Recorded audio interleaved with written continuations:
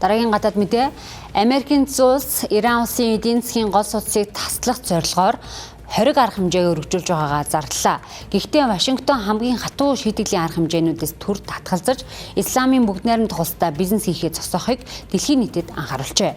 За Америкийн улсын сангийн сайд Скотт Бессент бусад улс орнууд Ирантай бизнесийн харилцаагаа таслахгүй бол долларт суурилсан санхүүгийн системээс шахагдах өндөр эрсдэлтэйг санууллаа.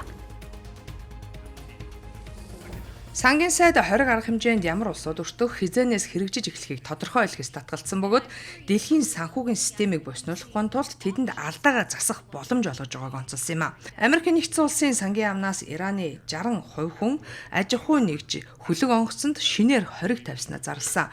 Гэхдээ Ираны газрын төслийн худалдааг хөнгөвчлөдөг гэгддэг хятадын санхүүгийн байгууллагуудыг энэхүү жагсаалтад хараахан оруулаагүй байна. Сангийн яам Ираны засгийн газар эдийн засгаа дэмжихийн тулд дижитал хөрөнгө технологи, алт нисэх хүчин, тээвэр гэсэн 5 салбарыг ашиглаж байгааг илрүүлж, тэдгээр нь цаашид хоригт өртөх эрсдэлтэйг анхааруулжээ. Вашингтоны энэхүү шийдвэрийн хариуд Ираны тал Персийн булангаас гарах газрын төсний нийлүүлэлтийг улам гацааж цэргийн хариу арга хэмжээ авна хэмээн сүрдүүлсэн байна. Ираны эдийн засгийн сайд Америкийн нэгдсэн улсын 20 арга хэмжээнд бүрэн бэлтгэлтэй байгаагаа мэдгцээ. Тэрээр хэлэхдээ Америкийн нэгдсэн улс эдийн засгийн террорист халдлага үйлдэхээр төлөвлөж байгаа тул Иран улс зөвхөн хамгаалах биш довтлох байр суурьнд шилжсэн гэж улсынхаа телевизээр ярьжээ.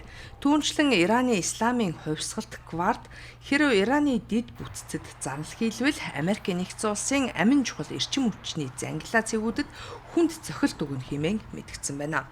Ираны эдийн засгийн сайдын зүгээс бас нэгэн зүйлийг онцолж байгаа юм. Хятад болон Орос улс Америкийн нэгдсэн улсын 20 арга хэмжээ хүлээн зөвшөөрөхгүй бөгөөд бусад улс орнууд ч эсэргүүцнэ гэжээ. Үүнийг нотлох мэд Хятадын гадаад хэргийн яам Америкийн нэгдсэн улсын шинэ 20 арга хэмжээ ямар ч үр дүнгүйг дуртаад Бээжин өөрийн эрх ашгаа хамгаалахын тулд шаардлагатай бүхнийг хийх болно хэмээн мэдгдсэн байна. Дашрамт дуртахад Америкийн нэгдсэн улсын ерөнхийлөгч Дональд Трамп болон бүгд найрамдах Хятад ард улсын дарга Ши Жинпин нарын хооронд эх сард хилцээ их төлөвлөгөө гараад байгаамаа. Үүний өмнө Вашингтон Хятадын банкудад хориг тавих нь Бээжингийн зүгээс хариу арга хэмжээ авах, ялангуяа чухал ашигт малтамлын экспортыг хязгаарлах эрсдэлтэйг шинжээчид анхааруулж байна. Эргэн сануулхад Америкийн нэгдсэн улс болоод Израилийн зүгээс Иранд зохилт өгч эхэлснээс хойш бараг 6 сар өнгөрч байна. Энэхүү мөргөлдөөн нь бүс нутгийн усан тээврийг гацааж, газрын төсний нийлүүлэлтийг бууруулж, дэлхийн эдийн засгт хүн дээр тусаад байна. Энэхүү дайны улмаас олон мянган хүн амь өргөцснээ ихэнх нь Иран болон Ливан улсад бүртгэгдээд байна.